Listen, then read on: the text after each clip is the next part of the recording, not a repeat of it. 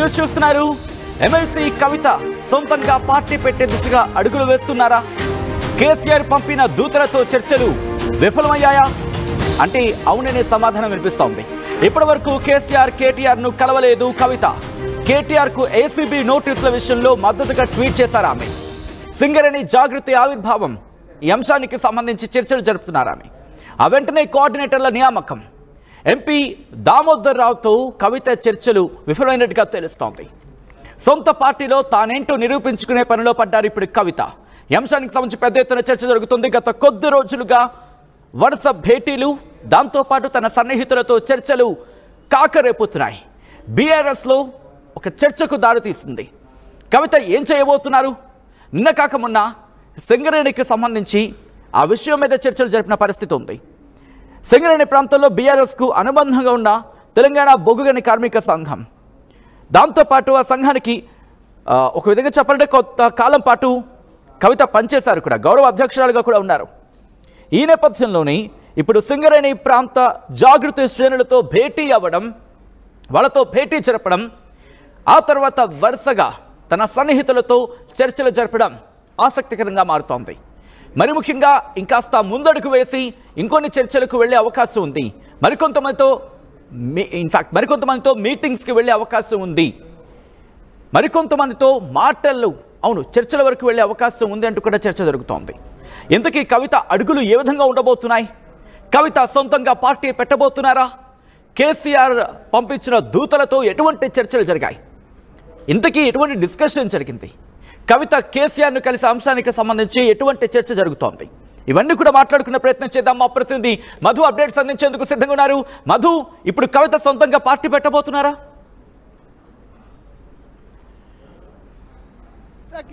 Clarity రావట్లేదు MLC కవిత. ఎందుకంటే America నుంచి వచ్చినప్పటి నుంచి ఇంటికే పరిమితమయ్యారు. ఇంట్లోనే నిన్న సింగరేణికి సంబంధించినటువంటి టీంతో భేటీ అయ్యారు.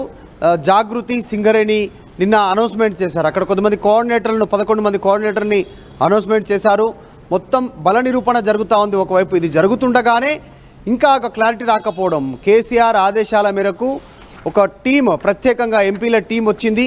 వాళ్ళు ఒక ఎంపీ టీం వచ్చి కవితతో భేటీ అయ్యారు. దాదాపు 3 గంటల సేపు భేటీ అయిన తర్వాత కూడా చర్చలు సఫలం కాలేదు. అటు నుంచి కానీ ఇటు కవిత వర్గం నుంచి కానీ ఎలాంటి సమాచారం బయటికి చెప్పలేదు. మాట్లాడారు, వెళ్ళిపోయారు. విషయం ఏంటో క్లారిటీ రాలేదు. సో దీంతో చర్చ కొనసాగుతుంది. కవిత చర్చలకు తలొగ్గలేదు, చర్చలు విఫలమయ్యాయి దూతలతో, కేసీఆర్ దూతలతో అనేటువంటిది పెద్ద ఎత్తున చర్చ కొనసాగుతుంది. దానికి రీజన్ 2 అంశాలు.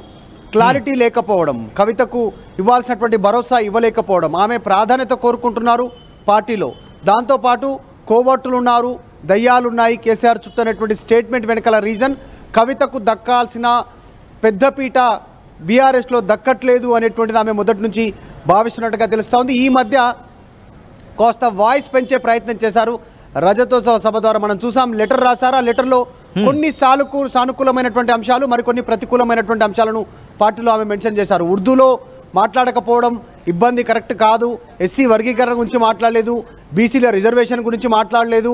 పార్టీ సభనంతా కూడా పాత సీనియర్లకే అప్పచెప్పారు, దానివల్ల ఇబ్బంది అయింది. తర్వాత ధూమ్ధామ్ కార్యక్రమం ఏదందో అది అట్టర్ ఫ్లాప్ అయింది. సో కేసీఆర్ ఇంకా ఘాటుగా బీజేపీ పైన మాట్లాడతారనుకున్నారు, మాట్లాడలేదు. ఇవన్నీ నెగిటివ్ అంశాలు అంటూ ఆమె లేఖలో రాశారు. ఇది లేఖ అంశాలు పార్టీకి నష్టం చేకూరుస్తాయని తెలిసినా కవిత రాశారు, ఆ లేఖ పంపారు. కానీ లేఖ ఎక్కడ రిలీజ్ అయింది, బయటికి మీడియాకి ఎందుకు వచ్చింది అనేటువంటిది ఇంతవరకు క్లారిటీ ఇటు పార్టీ ఇటు కవిత ఎవరు క్లారిటీ ఇవ్వలేదు. కేటీఆర్ మాట్లాడినా కూడా అంతర్గతంగా మాట్లాడాలి, బయటికి చెప్పొద్దు అనేటువంటి స్టేట్మెంట్ చేశారు. సో నిన్న 2 రోజుల క్రితం భేటీ అయినటువంటి ఎవరైతే ఎంపీ ఉన్నారో ఆయన క్లారిటీ, కేసీఆర్ చెప్పిన అంశాలను క్లారిటీగా కవితకి చెప్పిన, కవిత నో అన్నట్టుగానే ప్రచారం సాగుతూ ఉంది. ఇంకా ఆమె అదే బెట్టుతో ముందుకు వెళ్తూ ఉంది. అందులో భాగంగానే నిన్న సింగరేణి టీంను, జాగృతి టీంను అనౌన్స్మెంట్ చేశారు. కవిత ముందు 2 అంశాలు ఉన్నట్టుగా తెలుస్తూ ఉంది. ప్రజల నుంచి వచ్చేటువంటి రెస్పాన్స్ చూసి ఫ్యూచర్లో ఇదే బీసీ నినాదంతో మొత్తం క్షేత్రస్థాయిలోకి వెళ్ళి బలం పెంచుకోవాలి, తర్వాత పార్టీ పెట్టాలి.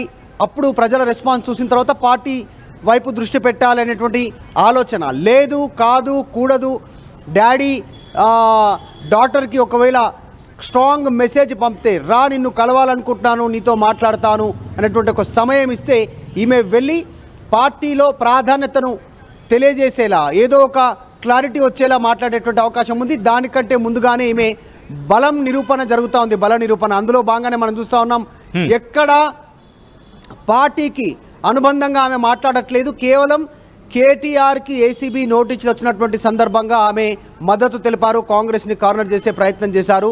ఎందుకంటే గతంలో ఈడీ సిబిఐ కేసుల్లో ఇబ్బందులు ఉన్నప్పుడు కేటీఆర్ అండగా నిలబడ్డారు. ఢిల్లీ వెళ్ళారు, 4-5 రోజులు అక్కడే తిష్టవేశారు, మరొకసారి వెళ్ళి మళ్ళీ 10 రోజులు అక్కడే తిష్టవేశారు, లాయర్లతో భేటీ అయ్యారు, సుప్రీంకోర్టుకు సంబంధించినటువంటి అడ్వకేట్స్తో మాట్లాడారు, ఆమె బయటకు వచ్చేలా ప్రయత్నం చేశారు అన్న. సో ఈమె ఇంతవరకు అమెరికా నుంచి వచ్చిన తర్వాత తండ్రి అన్నను, కనీసం తన తల్లిని కూడా చూడడానికి వెళ్ళకపోవడం పైన పెద్ద ఎత్తున చర్చ కొనసాగుతుంది. ఇక మరొక బిగ్ రీజన్ ఏంటి అంటే, ఎయిర్పోర్ట్లోనే చాలా హడావిడిగా కవిత మాట్లాడినటువంటి అంశాలపైన చర్చ కొనసాగుతూ ఉంది. తన తండ్రిని అన్నను పార్టీలో జరుగుతున్నటువంటి అంశాలను గమనించిన తర్వాత, వారితో భేటీ అయిన తర్వాత మాట్లాడేటువంటి అవకాశం కూడా కవితకు ఉండింది. కానీ ఎయిర్పోర్ట్కి మీడియాని పిలిపించుకోవడము, మాట్లాడతారు కవిత అంటూ మీడియాకి సమాచారం ఇవ్వడం, ఎయిర్పోర్ట్లోనే ఆమె ధనాధన్ మాట్లాడేసి వెళ్ళిపోవడం, ఇవన్నీ చూసిన తర్వాత కాస్త అనుమానం కలుగుతూ ఉంది. అంటే కవిత వాంటెడ్లీ ఆమె లేక బయటికి వెళ్ళాలి, చర్చ జరగాలని ఆమె కూడా స్వతహాగా కోరుకున్నారు అనేటువంటి చర్చ కూడా పార్టీలో కొనసాగుతుంది. అందులో భాగంగానే రీసెంట్గా జరిగినటువంటి కార్యక్రమాలు, అమెరికా వెళ్లే కంటే ముందు ఒక టీం, జాగృతికి సంబంధించిన టీంలో కొన్ని అనౌన్స్మెంట్స్ చేశారు, కొంతమందికి పోస్టులు ఇచ్చారు. వచ్చిన తర్వాత లేకపోయినా మాట్లాడారు ఎయిర్పోర్ట్లో. తర్వాత జాగృతి నిన్న సింగరేణి టీం ప్రకటించారు. సో ఇవన్నీ చూస్తుంటే వ్యక్తిగత ఎదుగుదల, వ్యక్తిగత ఇమేజ్, పార్టీలో సముచిత స్థానాన్ని ఎమ్మెల్సీ కవిత కోరుకుంటున్నారు. ఈ విషయంలో కాంప్రమైజ్ కావడానికి సిద్ధంగా లేరు అనేటువంటి చర్చ. డెడ్ లైన్ విధించడం సాధారణంగా మనం చూస్తూ ఉంటాం.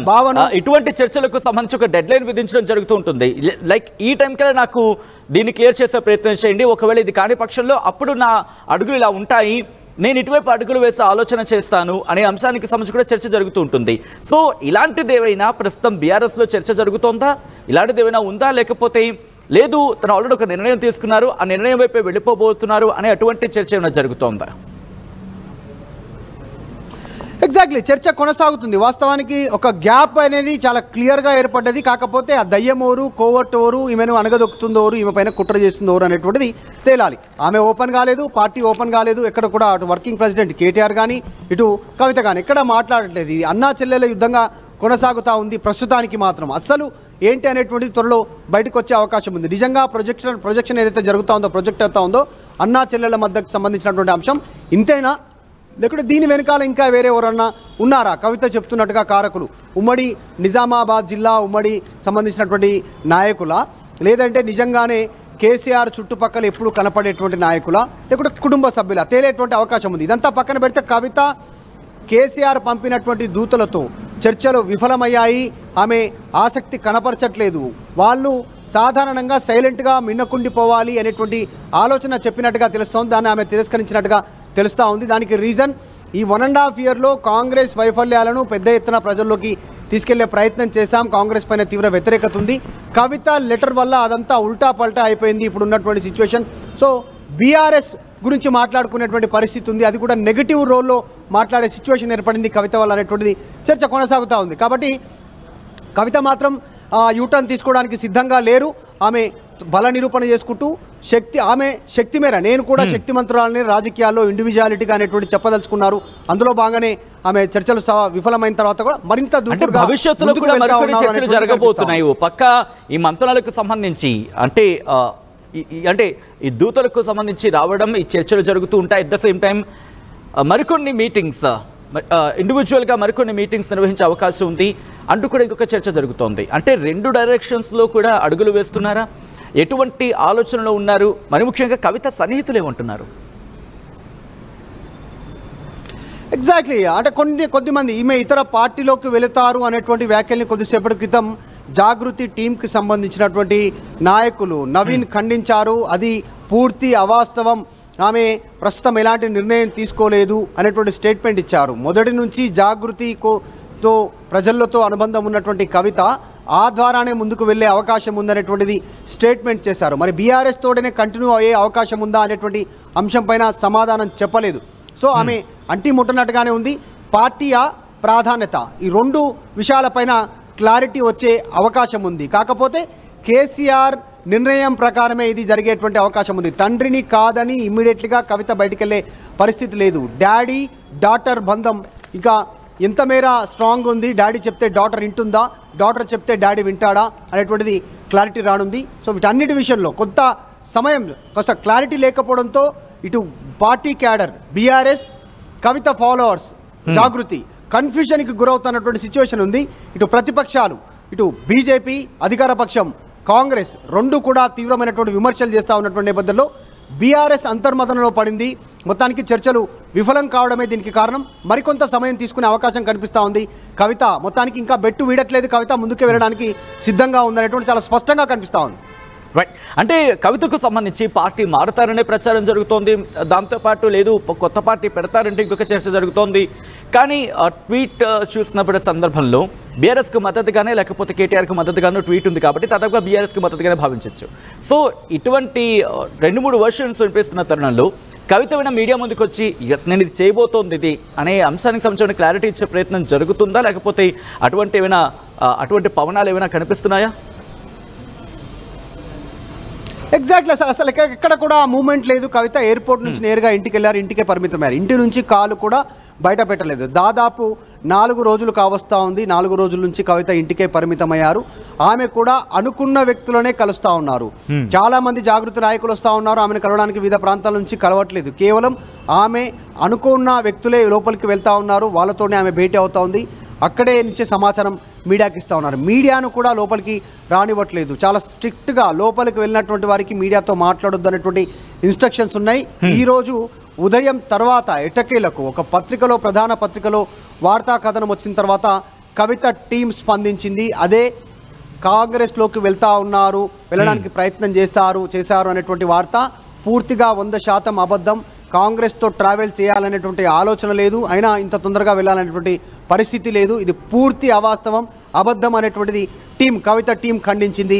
ఈ అంశానికి సంబంధించి మొత్తానికి కాంగ్రెస్లోకి కవిత వెళ్ళాలనే ఆలోచన చేయట్లేదు, వెళ్ళాలని కూడా అనుకోవట్లేదు అనేటువంటి క్లారిటీ ఇచ్చారు నవీన్, జాగృతికి సంబంధించినటువంటి నాయకులు. ఇదంతా పక్కన పెడితే ప్రస్తుతం తండ్రితో ఉన్నటువంటి ఈ గ్యాప్ ఏదైతే ఉందో అది కొనసాగుతూ ఉంది. తండ్రి డైరెక్ట్గా నేరుగా పిలవకపోవడం, దూతలను పంపడం పైన ఆమె కాస్త నిరాశతో ఉన్నట్టుగా తెలుస్తుంది. అందులో భాగంగానే చర్చలు విఫలమైనట్టుగా చాలా స్పష్టంగా కనిపిస్తుంది. సో కవిత నెక్స్ట్ స్టెప్ ఏంటి అనేటువంటి సస్పెన్స్. రైట్ మధు, మొత్తంగా అయితే మాత్రం ఇటు కవిత సొంతంగా పార్టీ పెట్టే దిశగా అడుగులు వేస్తున్నారా? కేసీఆర్ పంపించిన దూతలతో చర్చలు ఫెయిల్ అయ్యాయా? అంటే ఈ 2 ప్రశ్నలకు సంబంధించి అవుననే చర్చ జోరందుకుంటోంది. ఇప్పటివరకు కేటీఆర్ను కలవలేదు కవిత. అంటే ఇటు కేసీఆర్ని కానీ అటు కేటీఆర్ని కూడా కలవలేదు కవిత. మరీ ముఖ్యంగా కేటీఆర్కు ఏసీబీ నోటీసుల విషయంలో మద్దతుగా ట్వీట్ చేయడం కూడా ఒక ట్విస్ట్ అంటూ కూడా చర్చ జరుగుతోంది. దాంతోపాటు సింగరేణి జాగృతి ఆవిర్భావానికి సంబంధించి కూడా ఏర్పాట్లు చకచకా జరుగుతున్నాయి. అంటే ఆ వేడుకలకు సంబంధించి మరీ ముఖ్యంగా సింగరేణి జాగృతికి సంబంధించి మాట్లాడుకున్న సందర్భంలో కోఆర్డినేటర్ల నియామకం ఇప్పుడు తీవ్రమైన చర్చనాంశంగా మారింది. అసలు ఎందుకు కోఆర్డినేటర్ నియమించారు? కవిత ఫోకస్ అటువైపు ఎందుకు ఏర్పాటు చేసుకోవడం జరిగింది? వీటికి సంబంధించి బీఆర్ఎస్ పెద్ద ఎత్తున డిస్కషన్స్ జరుగుతున్నాయి. మరోపక్క ఎంపీ దామోదర్ రావుతో కవిత చర్చలు కూడా ఫెయిల్ అయినట్టుగా ప్రచారం జరుగుతోంది.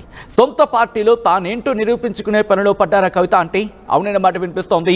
ఈ నేపథ్యంలో కవిత సొంత పార్టీ పెట్టబోతున్నారా? ఒకవేళ సొంత పార్టీ పెడితే ఎటువైపు అంటే ఏ విధంగా అడుగులు వేసే అవకాశం ఉంది? ఏ అంశాలకు సంబంధించి ప్రధానంగా ఫోకస్ చేసే అవకాశం ఉంది? ఎవరిని టార్గెట్ చేసుకుంటూ వెళ్ళే అవకాశం కనిపిస్తోంది? ఇవన్నీ కూడా ప్రస్తుతం హాట్ టాపిక్గా మారాయి. మీకేమనిపిస్తోంది అనేది కామెంట్ చేసే ప్రయత్నం చేయండి.